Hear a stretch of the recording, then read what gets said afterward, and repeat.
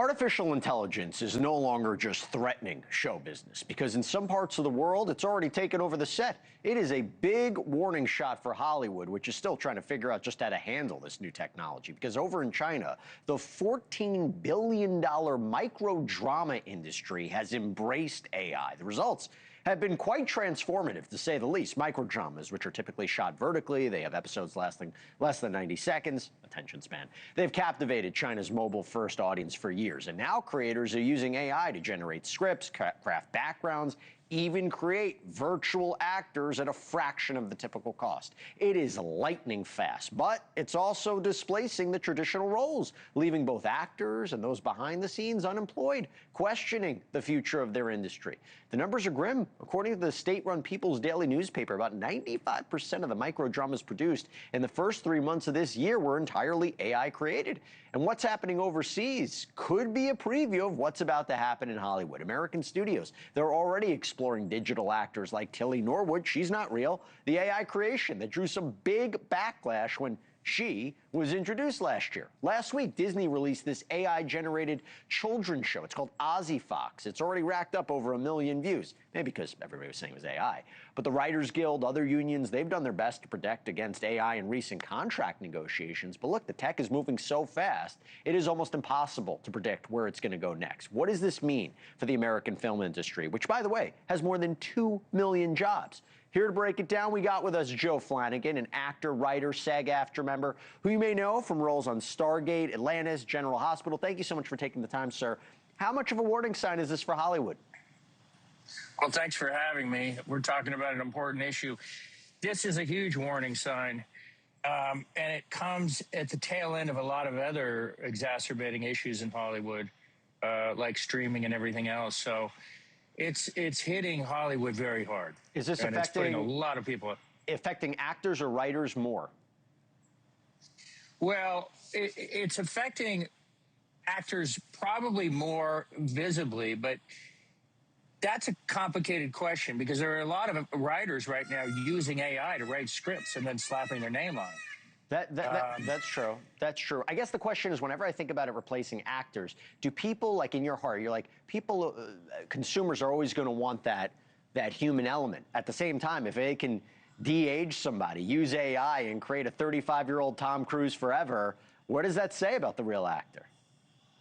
Well, that's been sort of an existing technology for a while, that particular part of things. But if you're talking about a wholesale replacement of a character, yes, that's a different thing altogether. And this is an inevitable thing. I'm not one of these people to be nostalgic about the past, so I'm not going to sit here and say it's all doom and gloom in the future. But I would ask the audience, to ask themselves a more philosophical question, which is storytelling is the fundamental vehicle of transmitting information in civilization. And it's how we see ourselves. It's the narratives we build. And so what happens when the narrative that portrays the human experience, love, death, grief, is no longer told by humans? Yeah, I think that's a very bizarre philosophical question. And are we okay with that? I mean, remember, AI will just create predictive models. It's just pattern recognition. So they're not speaking out of actual human experience. Yeah. I don't know where this falls. I do believe that stars themselves are protected for the most part. I think what this does is affects the working class in Hollywood. A lot of cast and crew, certainly background actors and everything else. And the short formats is really where that's going to really develop and build. What guardrails would you recommend be put in place? Well, I can think of all sorts of guardrails, but the studios won't accept them. For example, the Writers Guild, they put a thing saying a writer is a human being. It's amazing we actually have to say that. In the Screen Actors Guild, we did not say that during our negotiations. Also, it's a little more complex. Is the cartoon character a human being? Well, the voice is.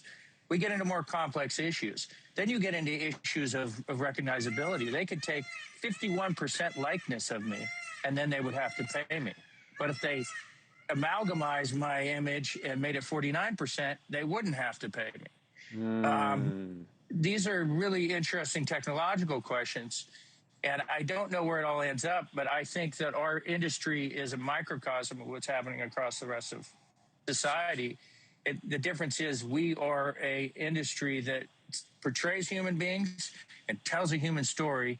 So it's ironic that we're being replaced by a non-human element. So just to summarize, you think this could get pretty bad? I mean, especially maybe for young actors who are thinking about going into the industry. They may have to maybe give a second thought to it. Well, no sane person ever wants to become an actor. Let me just tell you that right off the bat. Sure. However, you know, I think entry-level positions in general are getting hurt. I mean, look at entry-level positions across the board for college grads. So yes, Sure. entry-level positions absolutely get hit first. And then it works its way up the food chain. And again, when automation happened, you didn't see corporate executives lose their jobs. You saw people on the assembly line lose their job. Yeah. And I think that's how it's going to work. Well, let's see. I mean, I do think it already employs so many people, but it is kind of a test about where it's going to go otherwise. Hey, talk about storytelling. I was captivated by your set. Wherever you are right now, I don't know if it's a set, I don't know if it's a home. You got the rooster on the background. You captured me from the minute you spoke, my friend, so keep it going. Well, thank you. Those are real peacocks you hear. They're sentient creatures. I haven't had a peacock on this show, so there we go. First time for everything. Thank you so much, Joe. Appreciate it. You bet. Thanks for having me. Thank you for watching. Subscribe below and download our NewsNation app right now on your phone, and you will get fact-based, unbiased news for all Americans.